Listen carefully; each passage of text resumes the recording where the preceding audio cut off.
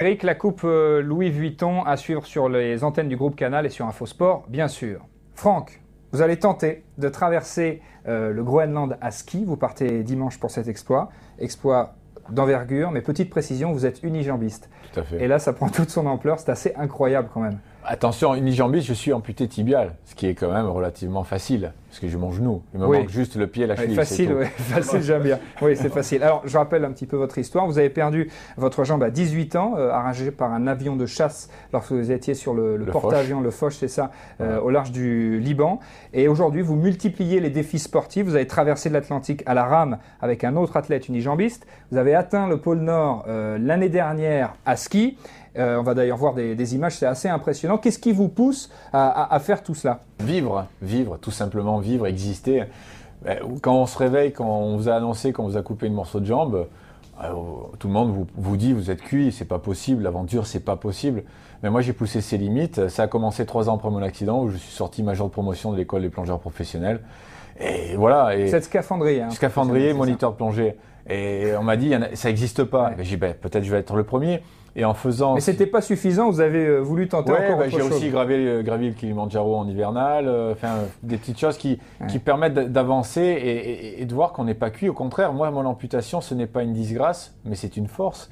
C'est-à-dire que mentalement, vous êtes devenu beaucoup plus fort peut-être ? Je pense. Physiquement, c'est clair. Déjà, j'ai 42 ans. Que par rapport à certains jeunes, je ne tiendrai pas le choc.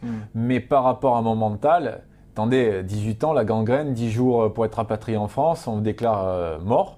Et puis je suis toujours là. Et puis j'ai pas envie d'arrêter, j'ai envie de vivre et surtout de partager ce message qui est extraordinaire, qui fait que c'est de l'espoir pour tout le monde. C'est là sur ma veste, il y a une petite phrase gravée d'une jeune femme qui est amputée des 2 jambes et qui m'a dit tes défis pour nous c'est de l'espérance. Attendez, mais c'est de l'énergie, c'est au Tour de France, ils devraient avoir ça, ils avanceraient plus vite. Hein. Ils avancent déjà assez vite, pour d'autres raisons peut-être, on ne sait pas. Et cela ne nous regarde pas. Et lors de cette expédition, à 30 km du but, à 30 km du pôle Nord, vous êtes confié à la caméra, regardez. Voilà, on est à 30 km du pôle Nord et c'est magnifique. Je suis très heureux d'être là. C'est une revanche sur la vie, c'est un cadeau extraordinaire de pouvoir être là, même malgré mon amputation. Et la vie est magique. J'en ai les larmes aux yeux tellement c'est beau, tellement c'est difficile. Ça c'est clair que c'est difficile. Mais voilà, je vous embrasse à tous. Très fort. Ça remue toujours les tripes. Hein. C'est des grands moments, c'est des grandes revanches. Vous êtes fier aujourd'hui de ce que vous avez accompli ? Un petit peu. Hein. Il faut rester très humble avec la nature. Parce que les cadors, là, ça n'existe pas.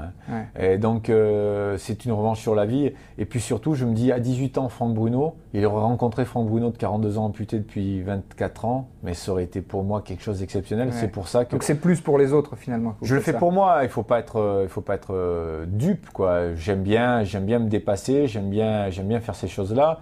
Mais en même temps, je sais que quand je reçois des centaines de mails... Je dis bien des centaines de mails, je trouve ça extraordinaire. Pour l'association Bout de Vie, hein, l'adresse internet d'ailleurs s'inscrit au bas de votre écran. Et dimanche, vous allez certainement commencer à en recevoir, peut-être pas dimanche, mais dans les jours qui vont suivre, puisque vous partez pour le Groenland, 570 km, un traîneau de 120 kg. Là encore, c'est bon. Vous pourriez aller encore plus loin, Franck ?